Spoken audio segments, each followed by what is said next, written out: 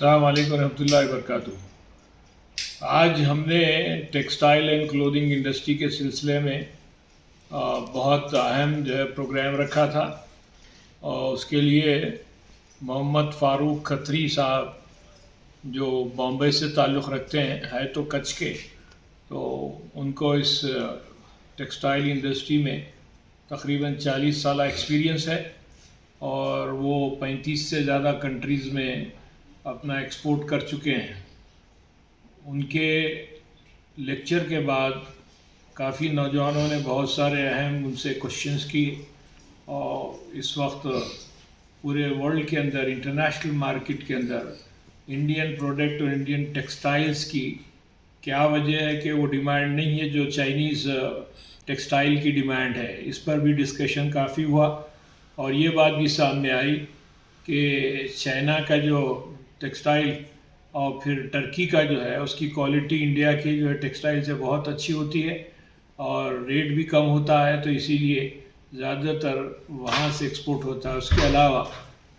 India سے 3.5 لاکھ کروڑ کا جو ہے ٹیکسٹائل اور کلودنگ ایکسپورٹ ہوتا ہے دنیا میں، اور فاروق صاحب کے مطابق روزانہ 2000 کنٹینر جو ہے ٹیکسٹائل کے ایکسپورٹ ہوتے ہیں مختلف ممالک کو۔ تو اس طرح سے ہندوستان میں 17 لاکھ کروڑ کی یہ ٹیکسٹائل انڈسٹری ہے، اور اس میں کمانے والے کافی اچھے پیمانے کے اوپر اگر کاروبار کریں تو یہ آئندہ 2-3 جنریشن تک یہ کاروبار چل سکتا ہے،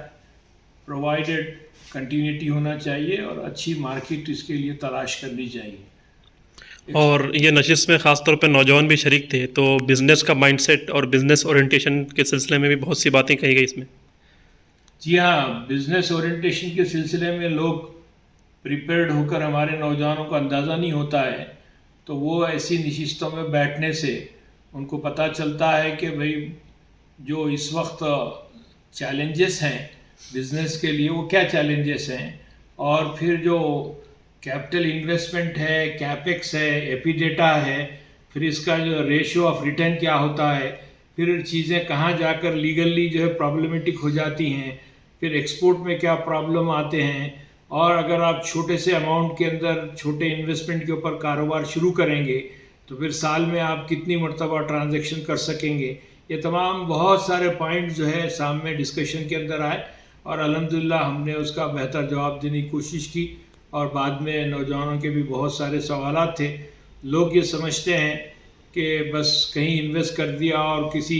سپلائر کو جو ہے ایڈوانس دے دیا تو جو ہے کاروبار چل جائے، یہ ہو نہیں سکتا، اس لیے کہ بہت ٹائٹ کمپٹیشن ہوتا ہے مارکیٹ میں، اس میں سسٹین کرنا، کنٹینیو کرنا اور اسٹیبلش ہونا، یہ تینوں بھی بہت اہم چیلنجز ہوتے ہیں، اور جو لوگ سخت محنت کرنے کے عادی ہو جاتے ہیں تو پھر ان کو مارکیٹ میں کوئی نقصان سے دوچار نہیں کر سکتا، اور جو لوگ پیسہ لگانے کے باوجود، انویسٹمنٹ کرنے کے باوجود بھی کیا وجہ ہے کہ ناکام ہو جاتے ہیں، اس کی میجر وجہ یہی ہوتی ہے کہ جو جس لائن میں اور جس انڈسٹری میں اور جس ٹریڈ میں وہ لوگ قدم رکھتے ہیں اس میں جتنی محنت کرنی ہے وہ محنت نہیں کرتے۔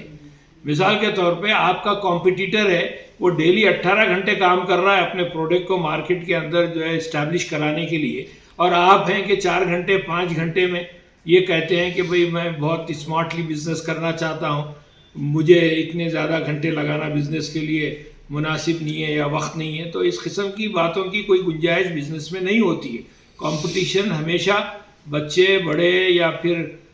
پیسے، غریب امیر کسی کو نہیں دیکھتا، کمپٹیشن کرش کر کے نکل جاتا ہے، کوئی دوسرا آ کے آپ کی جگہ آکوپائی کر لیتا ہے۔ تو اس لیے ضرورت اس بات کی ہے کہ جب قدم رکھیں تو سوچ سمجھ کے قدم رکھیں مارکیٹ میں، اور جب رکھ دیں قدم تو پھر آپ جو ہے ایسے جمے رہیں کہ آپ کی گڈ ول مارکیٹ میں بنے، کہ کل کے دن اگر آپ خدا نخواستہ بیچنا بھی چاہتے ہیں یا لائن چینج بھی کرنا چاہتے ہیں تو آپ کا بزنس ہاؤس، آپ کی انڈسٹری، آپ کا جو شو روم ہے وہ 2 اور 3 گنا ریٹ کے اوپر بیچ سکے اور اس کو سیل کر سکیں۔ آپ اس قسم کی اسٹریٹجی بنانے کی ضرورت ہوتی ہے، اور مینجمنٹ کے جو ٹولز ہیں، خاص طور سے جو بزنس کرنے سے پہلے جو شارٹ رپورٹ بنانا ہے وہ بہت ضروری ہے۔ اس ٹول کے استعمال کرنے سے آپ زیادہ سے زیادہ نقصانات سے بچتے ہیں اور پھر آپ کو ایک نہج پہ